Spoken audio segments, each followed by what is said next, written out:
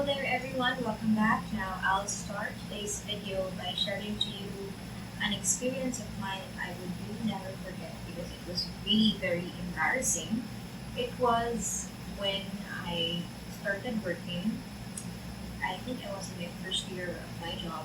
And the usual when you have already a full-time job, it's your first time to receive full-time income every month. You tend to splurge on things. You try to reward yourself. You try to treat your friends, your family, and your relatives. And everything was an expense. Everything was outflow.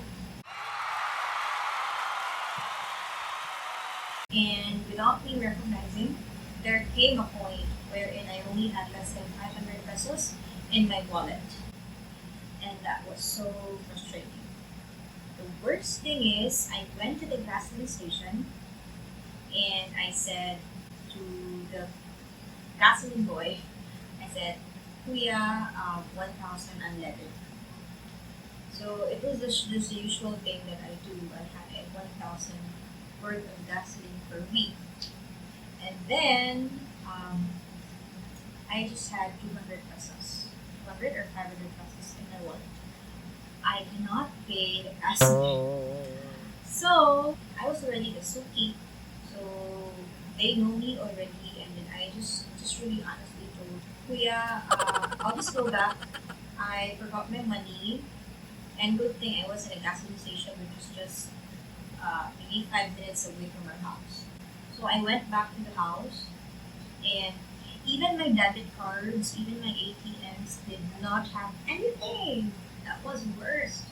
So it was the first time that I opened my piggy bank, and it was the first time I opened it that it's not New Year or December. Because I just usually open it when it's New Year, It's my way of saying, hala, I have this savings for this year and I have to reward myself. I'll buy something nice to end the year with a bang. I usually do that. Okay?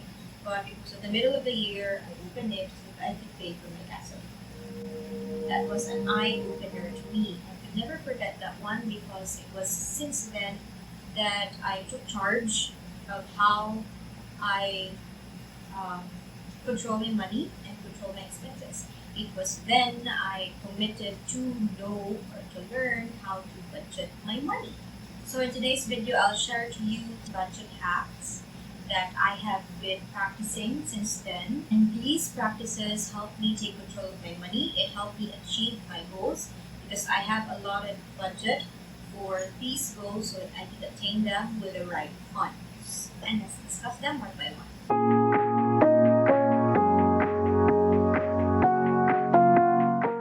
So one hack is you use a budget app or budget monitoring app that would help you monitor your income or your inflow and your outflow. So if you're not the person that is into computers, you can actually do Excel, but Excel thing is not very handy. So what you can do is perhaps install an application, which I'll be showing here.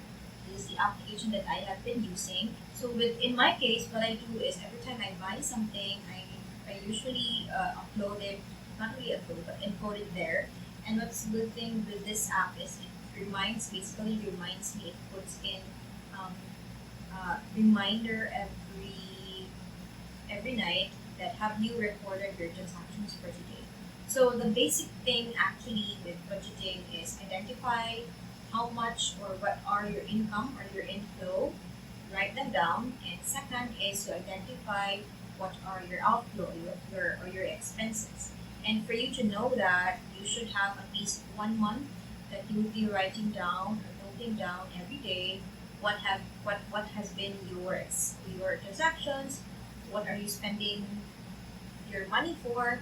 Sometimes we don't recognize it because when we go to a mall or to a store, we just get 20 pesos, 50 pesos, 20 pesos. For us, it's just small. But when we add that in a month, it's actually big. Okay? Just like the parking fees. Sometimes we don't mind them, we don't recognize them because before it was just 10 pesos. Now it's actually at 30, 50. Those are the usual parking fees. So for you to be able to identify how much really are you spending? Let's say parking fees. How much parking fees are you actually spending for a month?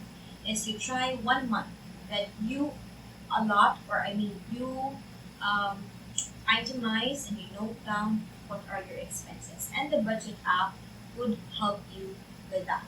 Okay, and with that 1 month of trying to test out or trying to note down what are your expenses for the current month, you would now have basically certain amount or an estimate of how much are you actually paying for food, for dining out, for groceries, for your utilities, for your parking fees, and all else. You try to categorize them, try to group them.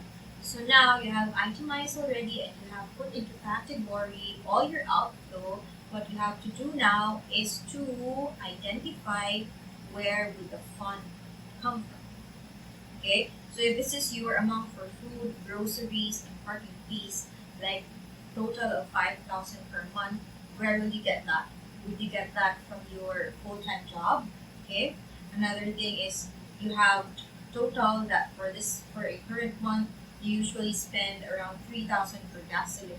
So where will you get the 3,000? Perhaps you'll get the 3,000 from your side hustle. Another thing is you have total that in the family for your insurance policies or premiums you usually have a total of 8,000 for the month. So where will you get the 8,000? In this way, you would know that you are living or you are spending within your means. Knowing how much you're actually spending and knowing where will you get the fund for that, it would keep you within that space. Third hack is you can actually auto-debit things that you ban. Okay, for me, I find this very helpful because with the auto debit arrangements, it could help you, avoid that certain panic when it's near the due date. But I suggest you only auto debit those amounts that you pay on a fixed monthly. Okay, do not do auto debit for your phone bills, utility bills, because it's fluctuating every month. What I suggest with auto debits are insurance premiums. Okay, anything that is fixed for a particular month. So you don't forget it and you make sure that you have set aside money for that. So maybe you can do auto debit from your payroll account. So perhaps after identifying that this expense would be from this inflow, then you arrange now an auto debit for that one. It takes away that stress. Fourth, since you cannot auto debit, or I do not suggest that you auto debit phone bills or utility bills or anything, maybe credit card, what you do is you put alarms in your cell phones. This would be very helpful if your due date for a particular bill is very near your salary date. Okay? By the way, it's another hack also. Make sure that when you have credit cards or when you have phone bills, they usually ask you when you apply for that postpaid plan or what else. They usually ask you or confirm to you that your bill date and your due date are these dates. Make sure it is after your salary release date, because you don't want that your due date for your credit card or your utility bill is on the 12th and then your salary is on the 15th, right? It doesn't make sense when you allot your salary for that expense and then your salary arrived on the 15th and then your due date is on the 12th. You will just basically incur finance charges there. Okay? So make sure it's after, and then after that you do set alarms for it. Another thing that can help you is you can pay through mobile applications. Okay? In this way, I really find this very helpful when you pay through mobile apps, most especially in your situation now. You don't want to expose yourself to the bank for physical transactions or face-to-face. What you can do is make sure that you have enrolled that specific biller to your bank mobile app, and that way it's very convenient, and also you can just take screenshots and it's easier for you to organize your receipts. And speaking of screenshots, next tip would be to organize your screenshots by folder. And usually our phones right now are full of screenshots of different bank transactions or online transactions, please do, I suggest that you organize them by folders. Know that you can organize your photos in your cell phones by folder. Maybe you can do it as utility bills. Then those would be in that folder would be your screenshots for every month that you have paid. In that way, you can easily track, most especially when your next bill comes, and then it would tell you that you haven't paid in the previous month.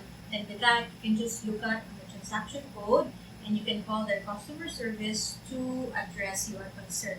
Then another hack is just to put in mind that expenses is equal to income minus savings. Okay, so you save first before you spend. And it's just like target costing. Okay, so after deducting your savings, and this would now be the amount that you should spend. So meaning that is just your limit.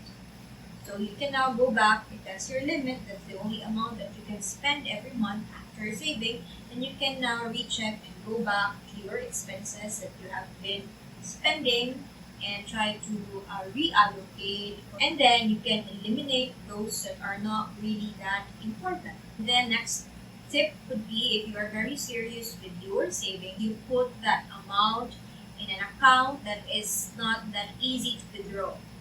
So meaning no ATMs, you can put that in a savings account with just a passbook, or you can put that into a mutual fund, which is a bit more difficult to withdraw compared with just an ATM, with all the ATMs around the vicinity. Another hack would be to group your cash and currencies. Okay, sometimes people call this putting them in an envelope, or the envelope method. What you can do is you can have a certain pouch like this one. This is quite big, but it has is this certain divisions. This is not actually for money, but this is for papers for my events. So there's a small version of this one, which is I think the half, and you can put there the cash. And what's nice, it's already divided. So perhaps if you have already allocated based on your budget, you have allocated that you should only be spending like 2,000 per month for social life, meaning going out or eating out. Or right now, I think if eating out is not that applicable, perhaps that is your budget for delivery of foods. Okay, so you can put that in one folder or in one envelope, in one part of your, like this, and then every time you get money, you would know that, hala, I only have 300 left. So meaning I can only spend 300 until the end of the month. It will help you take control and be more disciplined and be more aware that you are already slowly going out of budget. And then another tip, which is underrated, is you gather your coins. So usually when we come back home, we have a lot of coins inside our pocket or even inside our bags. So inside your room, you try to put in a box or anything else, or a pouch. Every time you come home with certain coins inside your pockets, you gather them. Okay, in a week or after a month, you'll be surprised that it would reach around 1,000 worth of coins. So that's already huge, right? So it's very important that you take control of your money. That's why you do budgeting. Most especially if you want to have your own business soon, and of course you would need some funding for that one. Your savings from your budget, which is a result of your budget, would really help you scale your business. And by the way, if you are an aspiring entrepreneur and you're looking for side hustles that would add to your inflow of your income or your budget, you can just check the link in the description box. I have here a free side hustle starter kit that you can download. So I hope you'd put into practice those budget hacks so that money matters would be less stressful.